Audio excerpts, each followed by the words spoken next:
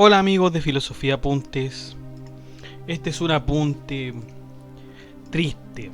Es un apunte que significa la última etapa del camino de la cicuta.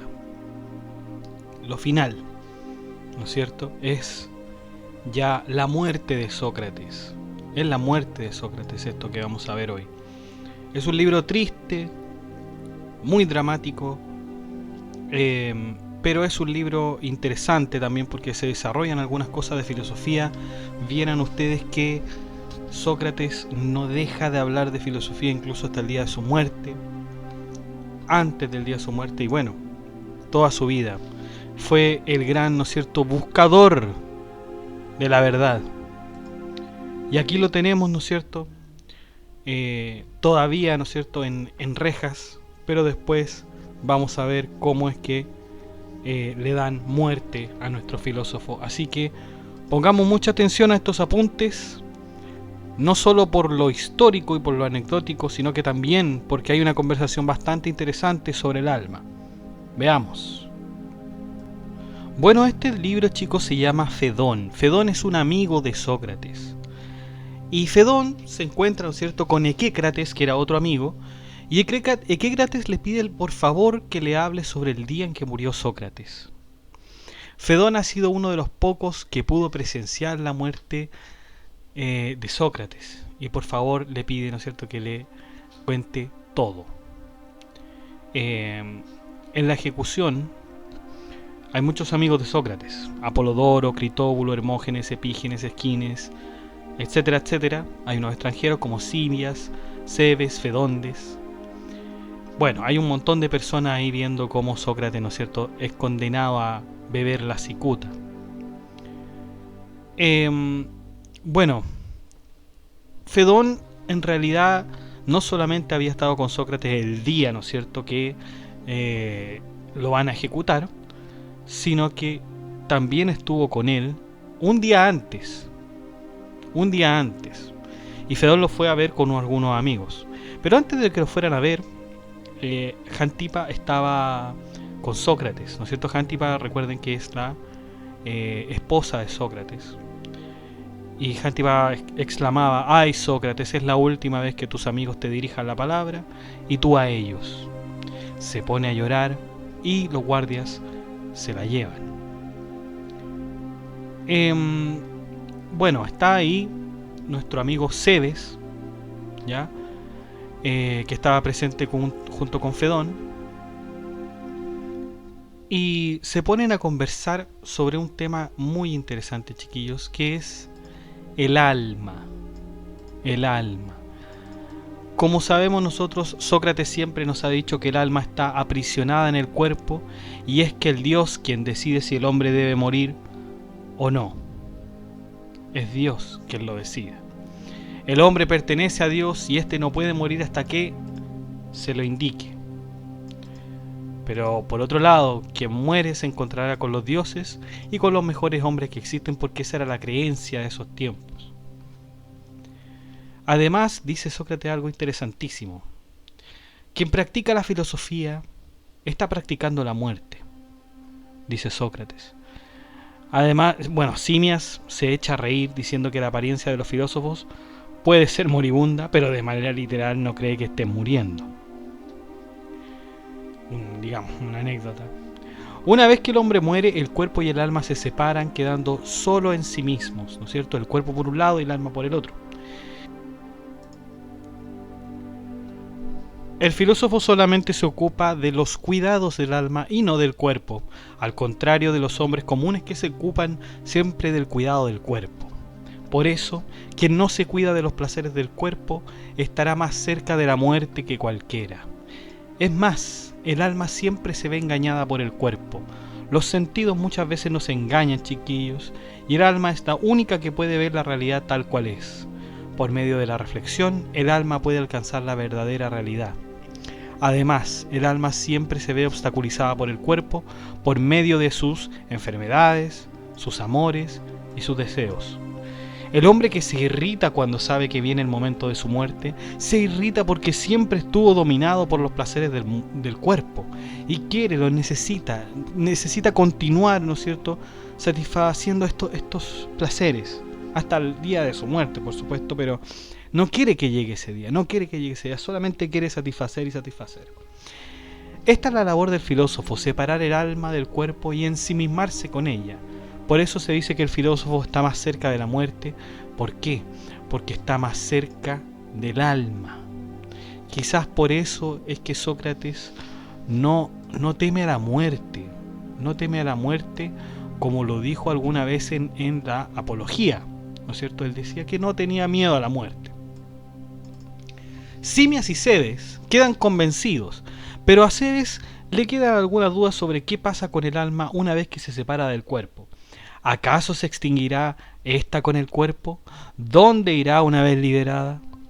Sócrates nos dice que provenimos de los muertos. El alma viaja al otro mundo y después vuelve a este a aprisionarse en un cuerpo. Por ende, el alma, una vez desprendida del cuerpo, se localizaría en el otro mundo. Pero Sócrates quiere fundamentarlo aún más. Los vivos vienen de los muertos. Esto es lo que quiere decir Sócrates. Los vivos vienen de los muertos. La existencia proviene siempre de los contrarios. Lo grande proviene de lo pequeño, lo más débil de lo más fuerte, lo más veloz de lo más lento, lo peor de lo mejor y lo justo de lo injusto. Todas estas cosas tienen un principio de disminución y de aumento, puesto que todas vuelven a ser lo que son. Así podríamos decir que la vida viene de la muerte, que los muertos proceden de los vivos y así sucesivamente. Es un círculo vicioso. ¿Qué pasaría si no existieran los contrarios? Evidentemente nada podría existir. Por ejemplo, si el contrario de dormir, que es despertar, no existiera, nos veríamos envueltos en un sueño eterno. Si no existiera la muerte, nada podría revivir. Todo quedaría en estado muerto. Cebes quiere vincular esto del alma con otro concepto que ya se había hablado previamente en el Menón. Si aprender es recordar, como se dijo en el Menón, ¿no es cierto? Recordemos que, cualquiera que no haya leído Menón, vuelva a la lectura del Menón, o puede, ¿no es cierto?, también ver nuestro podcast de Menón, ¿ya?, donde se concluía que aprender era recordar. Si aprender es recordar, no sería posible que el alma pudiera hacerlo si no hay ningún recuerdo en ella. Si un hombre que no sabe nada de matemáticas ni de geometría responde bien a las preguntas sobre estos temas, entonces tenemos la prueba de que ese hombre tuvo que recordar algo que ya sabía de antes. Y pasa muchas veces que por recordar una cosa recordamos otra. Por ejemplo, si vemos un retrato, podemos acordarnos de un hombre, quizás del hombre que dibujó, o cuando tratamos de acordarnos de Simias, en el caso de los dialogantes, se recuerda también a Cebes, o cuando se recuerda a Sócrates, también se recuerda a Platón, ¿no es cierto? Puede recordarse el retrato de una persona y a la persona en sí misma y viceversa. Sin embargo, cuando se recuerdan las cosas en sí mismas, nunca hay una diferencia. De este modo existen las cosas que son iguales y las que son iguales en sí, pero las que son iguales perfectamente son estas últimas, las que son iguales en sí. ¿De dónde viene este conocimiento de la igualdad en sí? Seguramente viene de los recuerdos que antes tenía el alma. De igual manera, queda demostrado que el alma existe incluso antes de nacer. Queda suficientemente demostrado que el alma existe antes de nacer. Ahora falta investigar si el alma muere con el cuerpo o si sigue existiendo luego de la destrucción de este. Para explicar esto, Sócrates establece la diferencia entre dos conceptos: lo compuesto y lo simple. Chiquillos, esto es pero fundamental en la filosofía, conocer, ¿no es cierto?, el concepto de simplicidad y composición. ¿Por qué es tan importante? Porque la simplicidad es aquello que no puede ser dividido, es aquello que permanece, es una unidad que no está sujeta a corrupción. En cambio, lo compuesto es todo lo contrario, lo que se puede partir, lo que se puede separar, lo que se puede estar sujeto, ¿no es cierto?, a corrupción. Haciendo una analogía lo simple siempre sería lo bueno y lo bello en sí, mientras que lo compuesto sería un hombre, un caballo. Exacto, un hombre puede ser bueno, puede ser malo, pero lo bueno y lo malo son en sí, ¿no es cierto? El hombre no, el hombre puede ser cualquiera de los dos. Así el hombre compuesto, ¿no es cierto? O el hombre puede ser bello, ¿no es cierto? Con lo simple. Y en cuanto al tema del alma, esta sería simple y el cuerpo compuesto. Por lo tanto, la simplicidad está en el alma, porque el alma no muere. Dijimos que era inmortal, Sócrates siempre lo había dicho. En cambio, el cuerpo perece y por lo tanto el cuerpo es compuesto, está sujeto a corrupción. Lo simple, por lo tanto, sería lo indivisible y lo invisible también, puesto que no está sujeto al cambio, y lo compuesto, por supuesto, sería aquello que es visible, puesto que lo visible siempre cambia. ¿Y a dónde va, no es cierto? O sea, si nosotros decimos esto, que el alma es simple, por lo tanto decimos que el alma es inmortal, porque el alma, si es simple, es decir, no se puede corromper, no se puede partir, no se puede dividir, entonces siempre ha existido. Y el cuerpo, ¿no es cierto?, tiene una característica mortal, sí se puede dividir, puede cesar de existir. ¿A dónde va el alma y el cuerpo? El cuerpo que está en buen estado una vez muerto puede seguir permaneciendo como está, sobre todo si hay un buen clima. Si la persona que muere ha sido buena, es decir, ha dejado de lado todo lo que unía al cuerpo, será llevada al Hades por un Dios bueno y sabio. En cambio, si la persona ha sido mala en su vida, es decir, se ha dedicado a cuidar y preocuparse de los placeres del cuerpo y no a la sabiduría del alma, ésta no irá donde el Dios bueno y por el contrario se quedará aún vagando en la tierra al lado de las estatuas y monumentos de la ciudad como un fantasma. Fíjense esto, como un fantasma deambulando por la ciudad. Sin embargo, a esta teoría de Sócrates hay una crítica. Hay una crítica que viene de parte del señor Simias, ¿ya? Esta crítica tiene que ver con la similitud del cuerpo y el alma, con la lira y su armonía. La lira en este caso representaría lo corpóreo, lo compuesto y lo visible, porque por supuesto podemos ver la lira, mientras que la armonía representaría el alma, lo simple, lo invisible.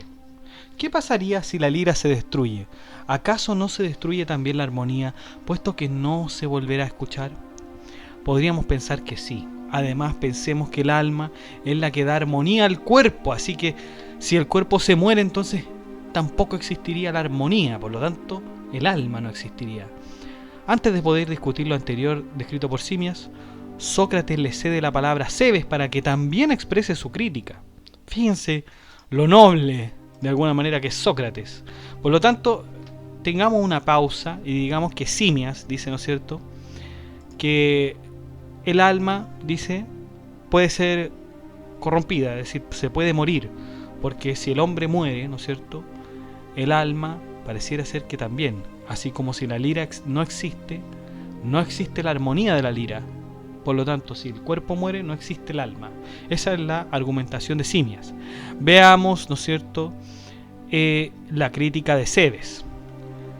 Este hombre nos dice que, de acuerdo con la preexistencia del alma, es decir, su existencia antes del nacimiento, ¿no es cierto?, diría, ¿no es cierto?, que el alma es más duradera que el cuerpo.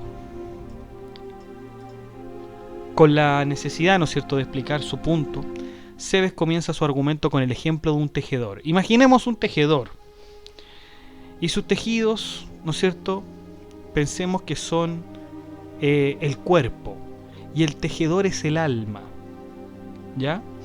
Entonces el alma es el tejedor y el cuerpo, ¿no es cierto?, es el tejido que hace. El trabajo del tejedor es siempre recomponer el tejido, pero así como lo recompone, muchas veces el tejido se desgasta y al mismo tiempo el alma se desgasta con él. Así el alma podría llegar a perecer también debido a que con el desgaste que se produce el cuerpo, ¿no es cierto?, se podría, digamos, llegar a extinguir.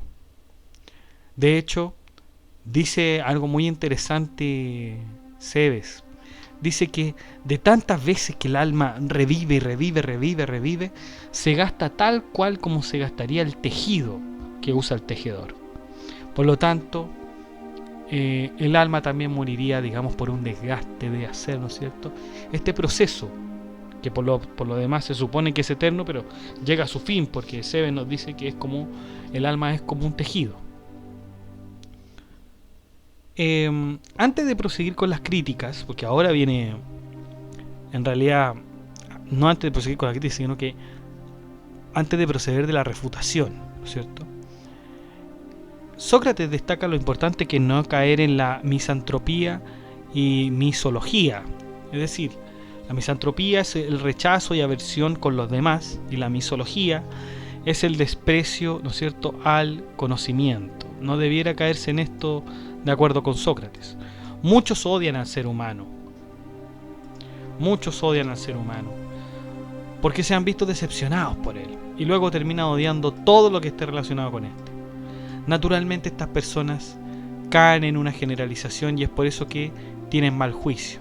En todo caso, la misantropía o la misología ocurren solamente porque se ha errado en el juicio con respecto a los seres humanos.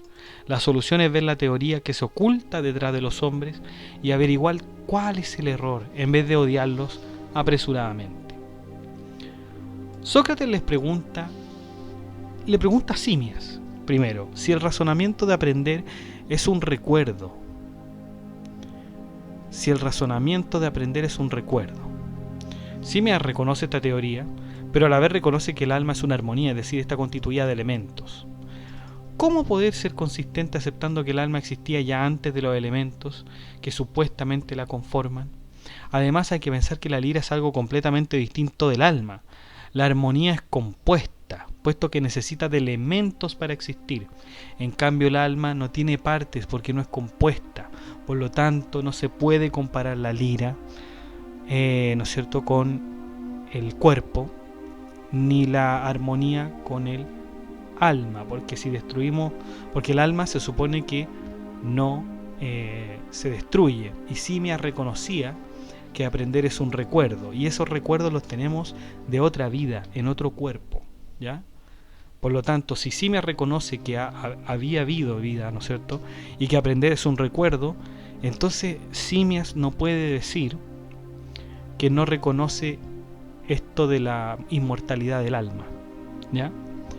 La armonía además es compuesta, puesto que se necesita, ¿no es cierto?, de la lira para vivir, pero el alma no necesita el cuerpo para vivir, porque no es compuesta.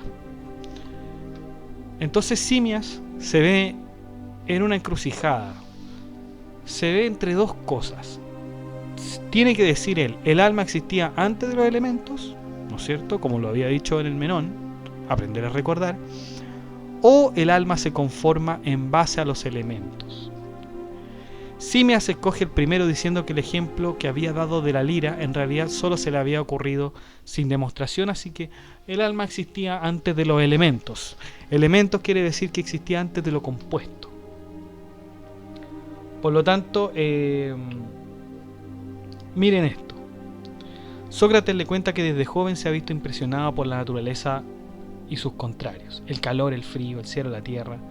Quedó impresionado con la causa de la unidad, es decir, ¿qué hace que una unidad sea realmente una unidad, puesto que puede estar compuesta de otras unidades?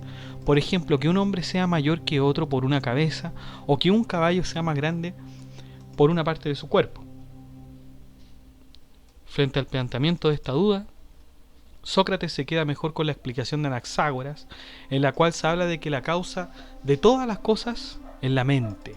Sin embargo, Sócrates también pensaba que existían otras cosas ajenas a la mente. Por ejemplo, Sócrates no se encontraba allí por su propia voluntad, sino que por el juicio de los atenienses. No estaba sentado por su voluntad, sino que por sus huesos, sus músculos, que lo hacen sentarse. Por otro lado, Sócrates reconoce la existencia de las cosas en sí, lo bello en sí, lo grande en sí, etc. Admitir las cosas en sí sería admitir que las cosas no son grandes por las partes que tiene, sino que por su grandeza. Lo mismo con la pequeñez. Las cosas son pequeñas por su pequeñez y no por sus partes, ¿no es cierto?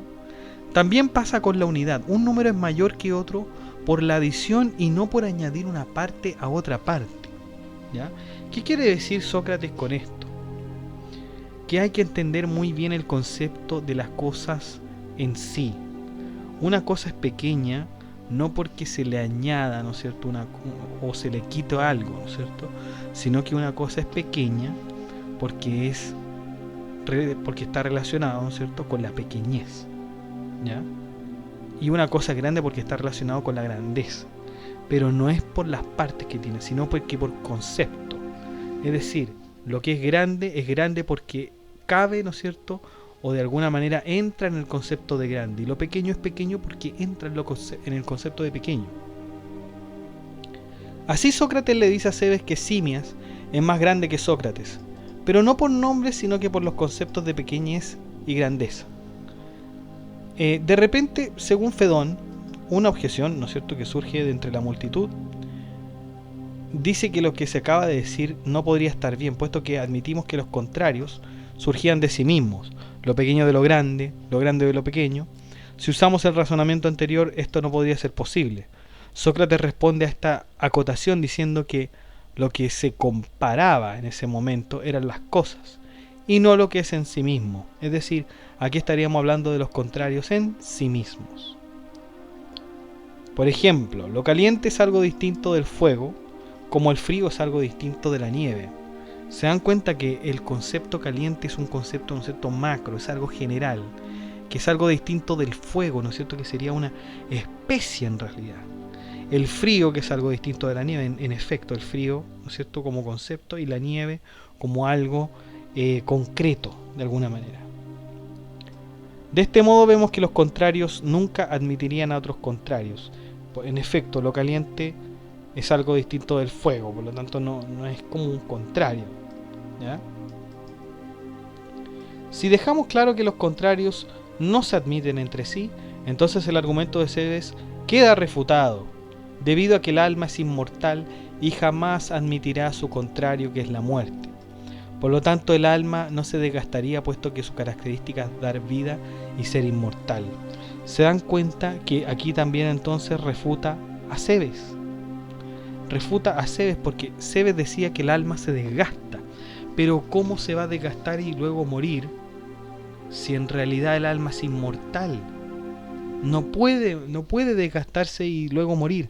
Así que no, y tampoco puede desgastarse en ese sentido porque tampoco es inmortal. Y eso conlleva todo lo que es inmortal, ¿ya? Por lo tanto, Simias, ¿no es cierto?, y Cebes quedan totalmente refutados en cuanto a esto. Y vamos a ver lo último, ¿no es cierto?, lo último que es un mito, de hecho. Bueno, en todo caso, antes de terminar con las refutaciones, tenemos que decir que la crítica de Simias, si ustedes la buscan en internet, se llama el símil de la lira. El símil de la lira. Y de Cebes es el símil del tejedor, que son los argumentos que trataban de contradecir, ¿no es cierto?, a el planteamiento de Sócrates. Cuando los dialogantes fueron refutados, Simias aún expresa algunas dudas con respecto a lo que se plantea, y Sócrates comienza a relatar el último de los mitos mencionados. Sócrates nos dice que lo importante es tener un cuidado apropiado del alma, ¿no es cierto?, porque se va al Hades con toda su educación y aprendizaje que adquirió en la tierra. Las almas que tienen un apego muy fuerte al cuerpo son guiadas por un genio hacia el lugar donde se reúnen todas. En cambio, las almas que no tienen apego al cuerpo, sino que al alma misma, no necesitarán de ningún guía para llegar al Hades. El alma que ha cometido fechorías en vida, una vez que llegue al Hades, todas las almas se le alejarán e incluso los guías lo harán. Las almas que han sido prudentes y sabias tendrán como guía a los dioses y se va a su lugar, ¿no es cierto?, correspondiente. Sócrates propone describir algunos lugares de la tierra.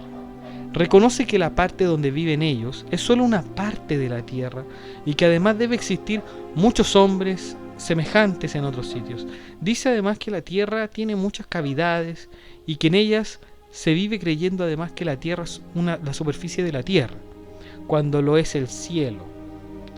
Somos como quien puede estar al fondo del piélago, ¿no es cierto? El piélago, que es una parte del mar, ¿no es cierto?, donde usted no ve ni el horizonte, me refiero, no ve la costa, sino que no solamente por todo lo que usted ve mar.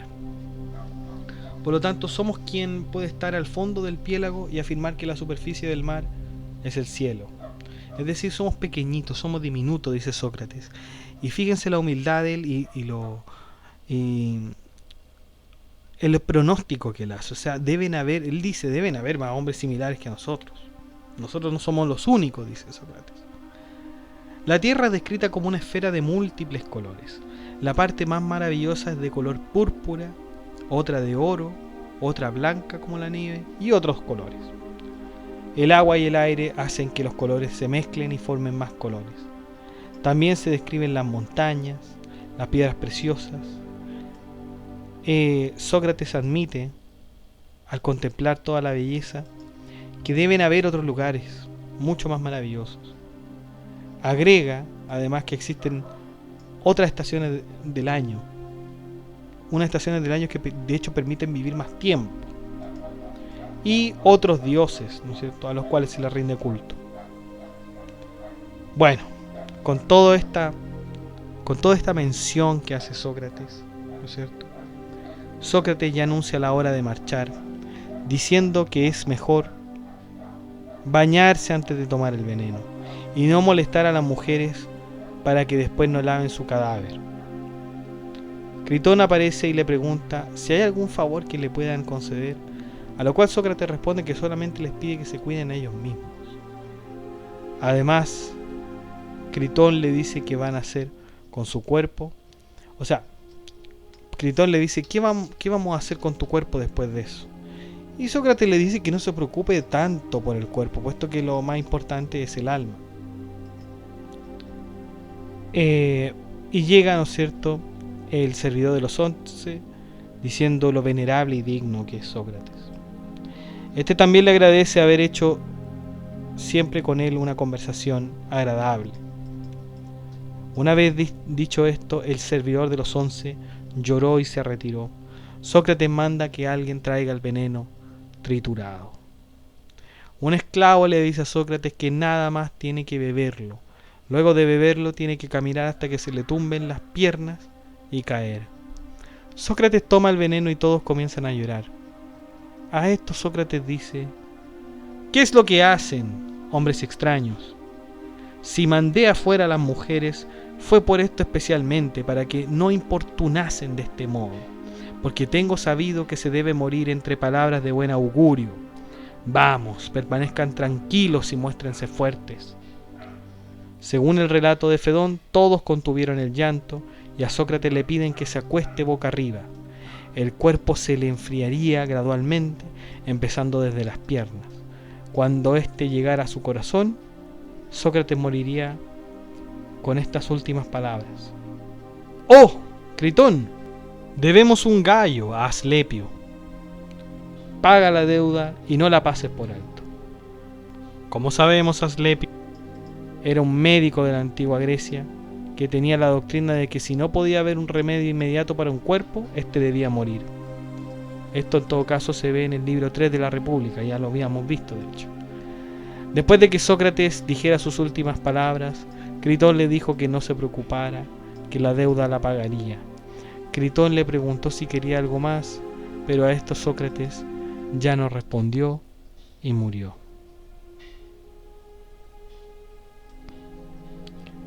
De este modo, chicos, presenciamos la muerte del filósofo. El maestro de Platón, que ni siquiera hasta los últimos días de su vida dejó la forma en que argumentaba todo, ¿no es cierto?, la ironía, jamás la abandonó. En este libro podemos ver lo importante que es el cuidado del alma en todos los aspectos, no solo por razones de lógica, sino que también por razones míticas, como fue descrito en el mito final.